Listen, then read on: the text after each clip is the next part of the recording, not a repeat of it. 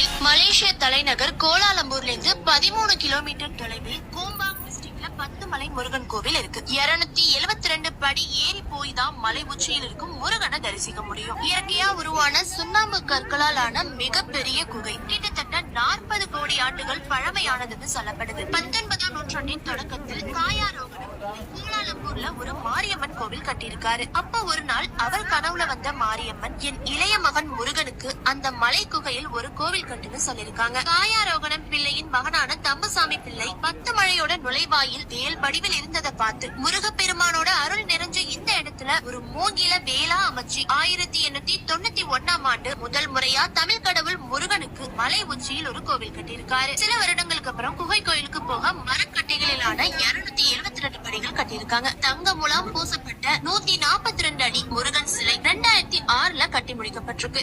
Malaysia 10 Malai